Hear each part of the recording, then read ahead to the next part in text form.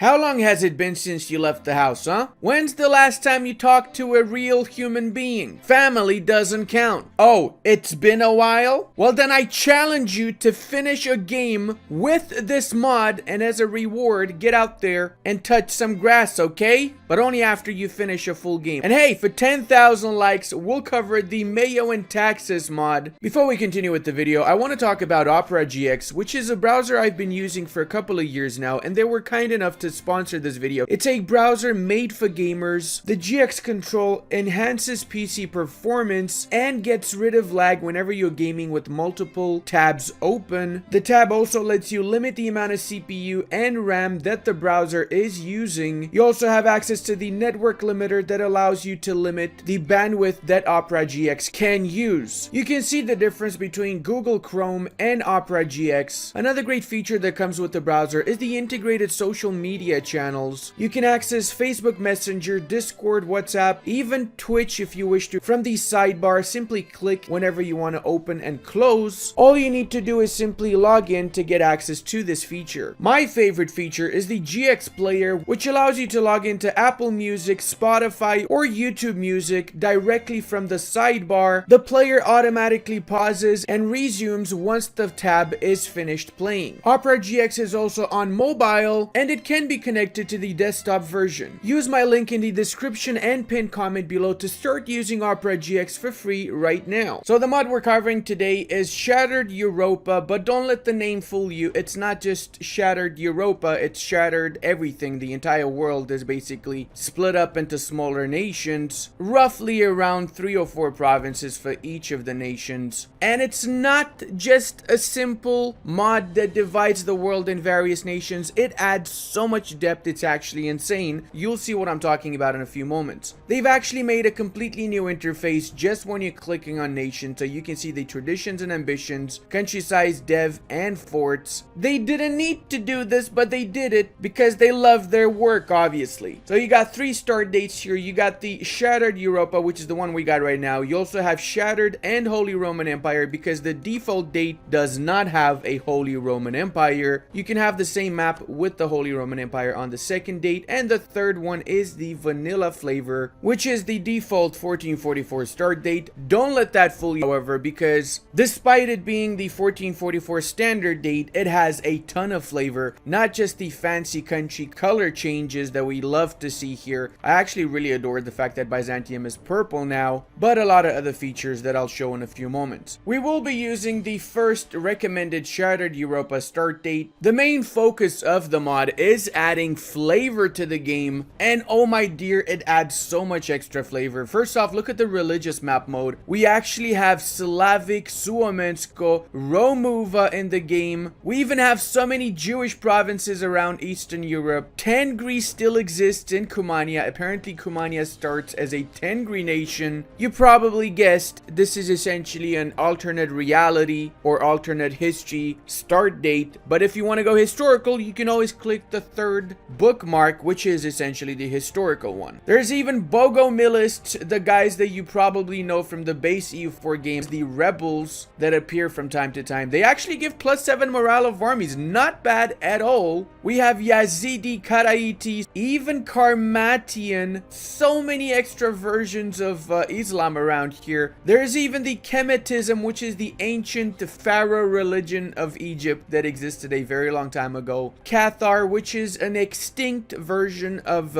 Christianity. It did exist at one point in this particular region, actually, so it's quite plausible that it would still be around here in an alternate history mod. Valdensian as well as another version of Christianity that exists in the Rhineland as well as a few other parts around Europe. And of course we have Hussite. It's actually the primary religion of Moravia. Lollard also, remember again the Lollard heretics from the base EU4 game. Well, you got the option of playing as Lollard Wales in this mod. Cost of enforcing religion through war -50%. That's actually insane. That is legit insane. And we have Druidism in Ireland. One of the most Catholic places in the world apparently is oh my god, there's Norse. There is Norse in the northern part of Gaeldom, as well as in Man. The Isle of Man starts as a Norse religion nation, and I'm a little bit surprised to see how how far east the Jewish religion is depicted. There is some truth to this, as Judaism did spread all around this area throughout the Middle Ages and Renaissance. We also have Jain in India. Jain is actually a major religion in India even today, exactly in this area. We have Bon, which I've never heard of, I'll be honest. Tantra as well, Taoism,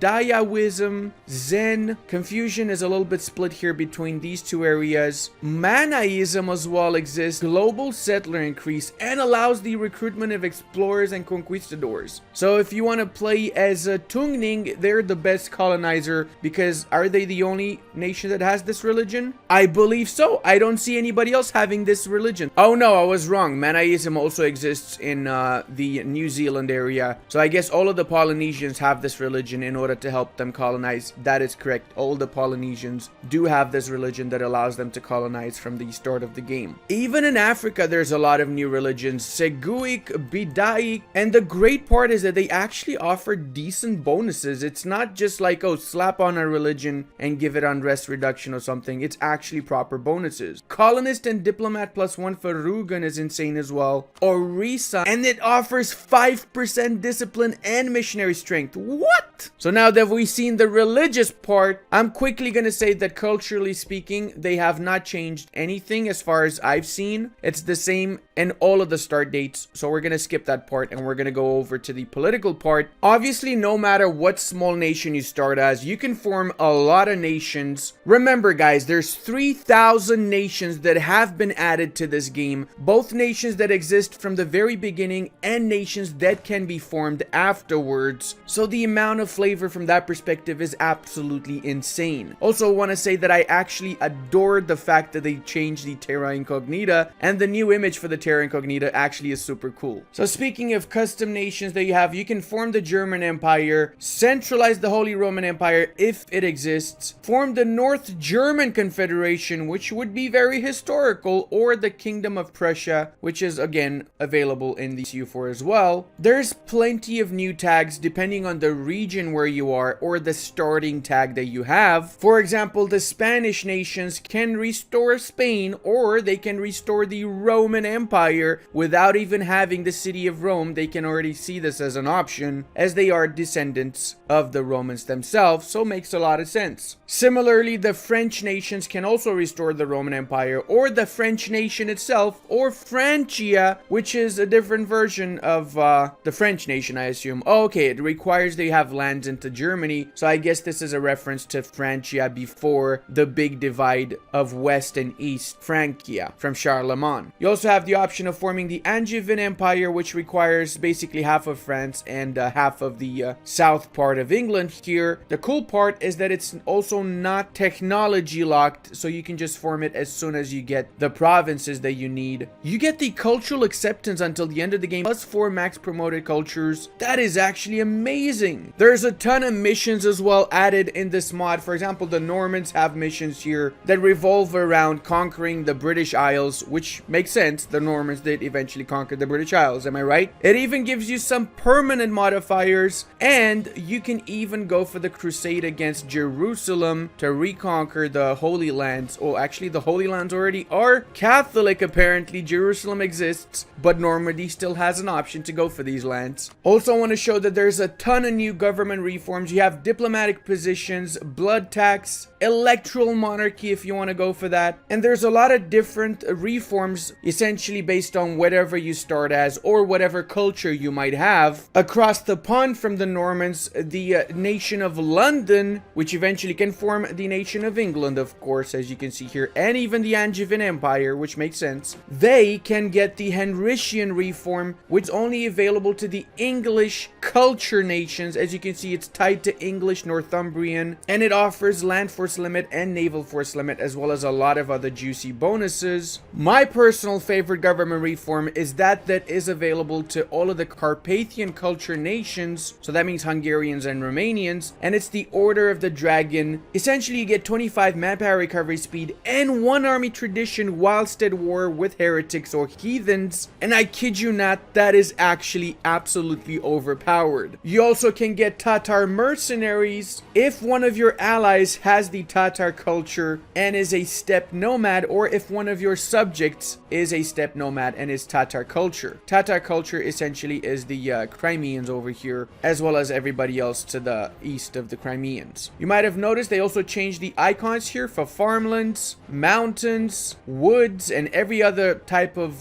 terrain has a new icon. In my opinion, this makes a huge difference because I'm tired of the old icons. They've also added over 50 trade goods in the game, and that's not all. There's a special system for the trade goods. I'm not gonna count them all, obviously there's a lot of them since there's 50, but yeah, you got apiculture, you got gunpowder, lumber, zinc, even champagne. And no, it's not only in the province of Champagne, which would make sense, but the area of Champagne does have 3 Champagne provinces. It is restricted only to Europe, however, from what I know, to Champagne, so kind of makes sense. It's a very logical mod as well. So the cool thing that I was mentioning about the trade goods is the fact that when you go to the building screen, you actually can get new trade goods later down the line, and these new trade goods are upgrades of the starting trade goods. So for example, provinces that produce livestock can be upgraded to cheese, and cheese offers local cultural conversion minus 25%, as well as it's increasing the price of this good compared to livestock. So for example, livestock is 2, you get an extra 1 ducat on that, and when you scale that with the production and the trade that it offers, building the upgrades for these specific trade goods essentially increase your economy by so much, it's insane. The best one obviously would be the steam engine and the jewelry, both of which offer a flat 5 ducats, which is actually insane. Not to mention steam engine offers minus 10 dev cost reduction. Most of the flags have also been redone, and the game is playable all the way up to the 1900s. You have a couple of extra ages as well, and new objectives for these, and as consequence you have new institutions. We got industrialization, and this is followed by nationalism, which offers 15% morale of armies, and imperialism that offers 15% reduction in core creation cost. But don't just think that this is simply a couple of extra years. No, this is actually properly scripted, and you have stuff that you're going to be doing in those extra years. You have extra idea slots, and guess what? There's a ton of new idea groups. Look at this bad boy over here, so many new ones. For example, you can get the standing army that essentially offers a professional army group, but once you do select this, you cannot select the other alternative. You always have 2 options. Right now we got standing army group or conscription focus, basically manpower or professional troops. You can identify the ones that cancel each other out by the fact that they have a different color compared to the other ones. So shock and fire focus cancel each other out. Standing army conscription, heavy ship galley light ship focus, decentralization and centralization. There's also a lot of fictional nations that have been added as formables, like the not Polish, not Ruthenian, not Russian nation here, which is essentially the Hetmanat, as well as the Intermarium, and again a fictional country that never existed. But you also have the obvious historical ones like Kiev and Rus, which did exist at some point, or just claim good old Ruthenia like in the base vanilla game if you want to. They even went ahead and changed the papal bulls, for Christ's sake, and added much more interesting reforms for the papacy, like the Brothers in Arms that offers mercenary discipline and manpower, and the holy claims that let you claim entire states as well as lower the aggressive expansion impact. And they've even tweaked the mission tree for the nations that already have missions, so they're not the same like the base vanilla ones. The estates also got a revamp. You still have the sale of titles, seize of land, and some of the diet, but you have 9 other interactions with the estates, such as increase the loyalty by 10 for all estates, and in exchange give up some of your reform progress. There's a lot of new privileges also, like recruits in estate lands, raise the tax, enlist the workforce, which can lower the dev cost reduction by 10%. So for playing toll enjoyers, this mod is actually absolutely insane. And the religions I showed you earlier do have considerable differences between each other. So this essentially, the Bogomilists have the same system as Orthodoxy, but they They got different icons from Orthodoxy that offer different bonuses. Also, oh my fucking god, Bulgaria's mission tree is actually amazing. Tell you what, guys, let me know in the comment section if you want me to do a full playthrough as Bulgaria with this mod, because I feel like this mod is the one to be playing this nation as. Look at this, we can form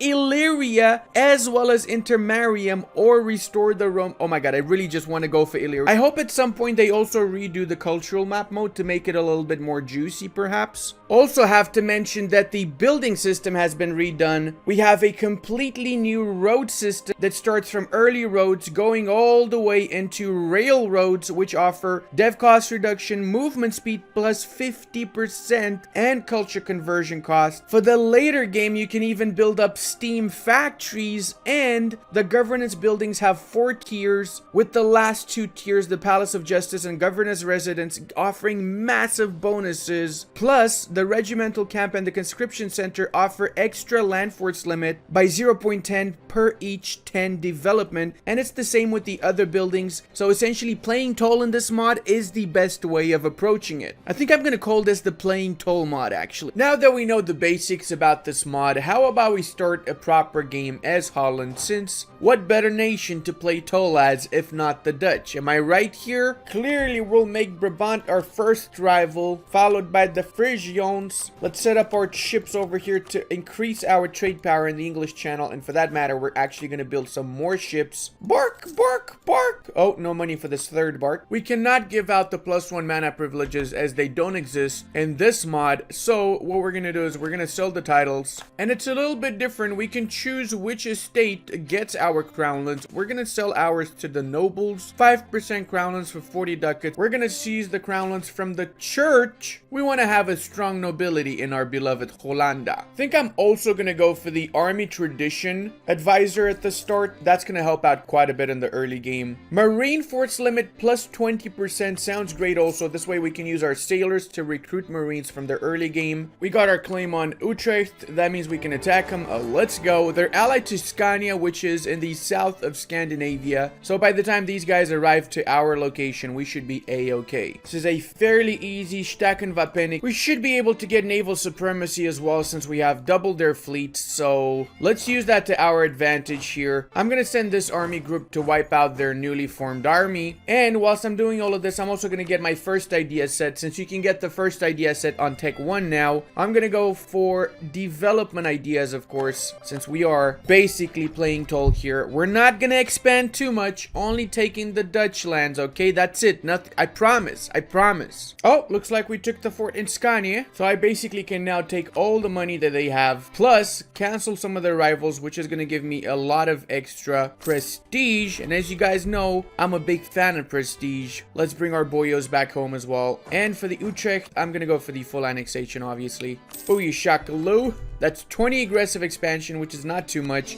And that's mainly because there is no HRE, so not much aggressive expansion overall. I like that despite every nation having around 3 provinces, Ulm still has only 1 province, clearly to keep them in check. If you guys haven't seen why Ulm is so overpowered, check out my Ulm video. You'll find it above here and also in the description. We can do our first mission, the Dutch Navy, and wow, that's actually a lot of cool missions we got here. Looks like Liège is getting double tapped here by both Hainaut and Brabant at the same time. I think I'm gonna wait for Brabant to finish that war before I attack them. Oh, I think they did finish that. Yep, they did. Alright, let's go with the war then. They're allied to Bohemia, but in this mod, Bohemia is not that big. It's only 4 provinces. Oh, we haben eine biggen Battalion. Ja, ja. Give me a good Rolenski. Oh, we won that, boys. Everything is fine, guys. Everything is fine. Curious what the rest of the world looks like. Doesn't seem like anything special. What the schnapps, Estonia? I guess it's pretty obvious which nation is the winner of this campaign. It's Ulm. It's Ulm. Ulm is the winner. Hey, we can get the Dutch guilds, which offer us province trade modifier plus 20%. That is actually really great. Look at that. So we got 21 trade power in Den Haag, 21 in Amsterdam. And after we get the Brabant lands, we're going to get even more from Antwerpen, another 21 because of our particular modifiers. Oh boy, they attacked me. Oh no, this is not good. This is not good at all. All right, well, we still won that because we got way more troops than them. them. Oh, there you go. We got it in 181 days. Nice. That means we can also attack them now. They're gonna get stack wiped now. Booyah shakado. Hey, hey. If I want to fully annex them, I have to fight the Bohemians, or I can just go for 3 provinces. This way I don't have aggressive expansion issues either, and I can take some money, which in fact, this is actually gonna fix my economy. Nice. Oh, and you guys want to see something even cooler? Apparently, once you upgrade your trade goods, you don't only get more bonuses, you also get special strategic bonuses for your country. So from having cannons as one of your trade goods, you get +1 artillery bonus versus forts. From having munitions, you get discipline, and so on. You can see the list over here. Also, I want to say that I'm stress testing this mod, and I'm going on speed 5, and it's not lagging at all. It's actually working even better than the base vanilla game, and I think the reason for that is because they've deleted a lot of the history files after 1444, which is a lot of clutter, so it makes the game run a lot smoother. And to balance the fact that you have so many extra idea groups, it actually takes 7 ideas unlocked to get one of your national ideas unlocked. Massive kudos to the creator of the mod, because it's not just super fun and full of flavor, but it's also playable. Like, it's actually super playable.